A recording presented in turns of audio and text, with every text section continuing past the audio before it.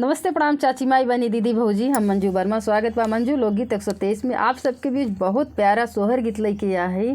तो ये गीत हमें भरोसा बा कि आप लोगन के जरूर पसंद आई। अच्छा लगी तो अपन प्यार दुलार आशीर्वाद मंजू लोकगीत 123 पे जरूर दिया।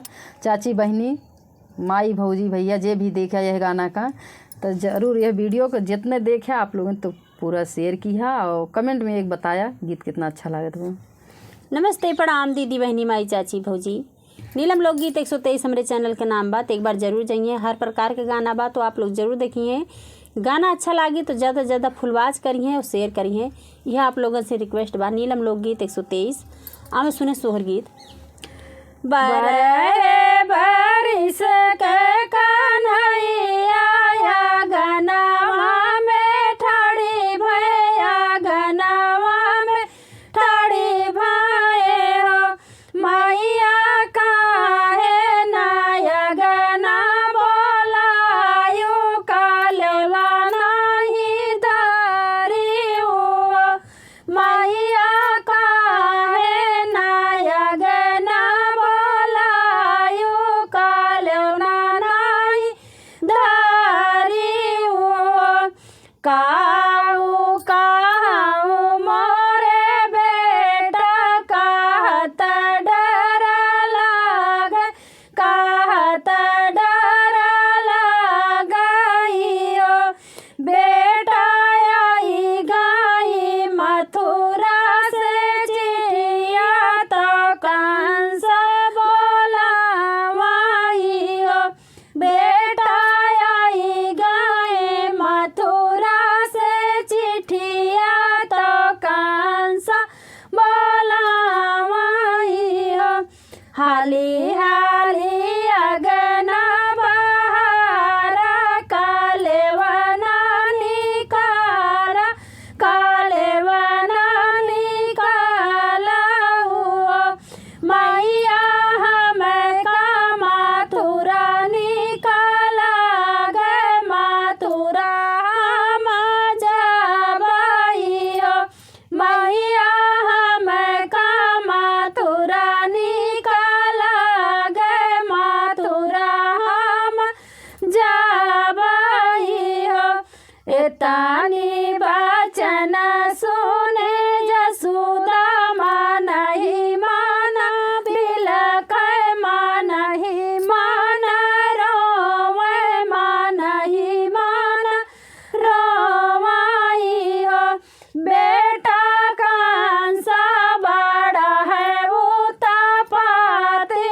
बहुत है पापी न हो बेटा कंसा बड़ा है उत्पाती बहुत है पापी न हो बेटा तू ही मोरे आँखी के पुतरिया तू है नाही भेजबाई हो बेटा तू ही मोरे आँखी के पुतरिया तू है नाही भेजबाई हो एतानी बचन सुने काना तो मैया का समझावे तो मैया का समझावाइयो मैया कंसा के करबे संगार लाउटी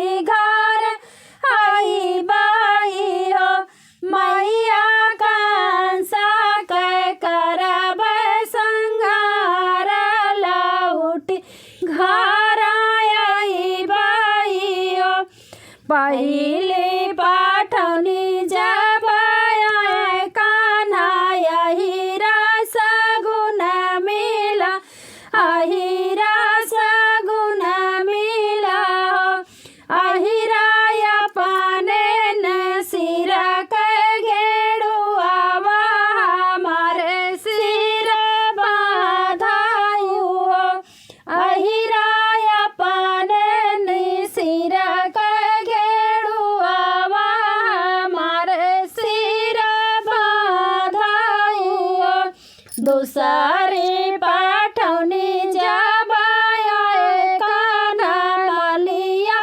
सगुन मिला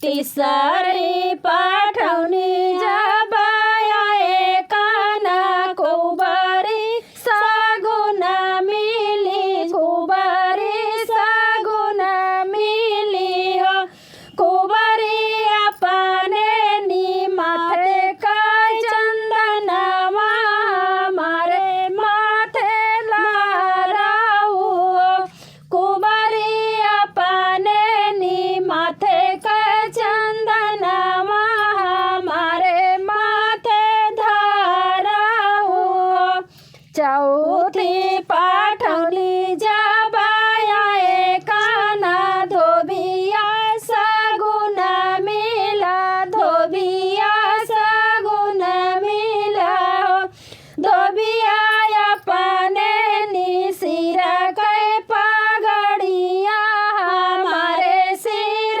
बांधाऊ हो धोबिया अपने नी सिर के पगड़िया हमारे सिर बांधाऊ रोए लागे बैठे बैठे कुइया पानी हारिन तो कुइया पानी हारिन हो काना कंसा के सिर के पगड़िया अपने सिर बांधता बाई घर जाया कान्हा काना कंसा के सिर के पगड़िया अपने सिर बांधता बाई घर आया बारहे बारिश के कन्हैया गनवा में ठाड़ी भैया गनवा में ठाड़ी भाए हो मैया काहे नाया गना बोलायो काल नाही धरी हो मैया काहे नाया गना बोलायो काल नाही धरी हो। धन्यवाद।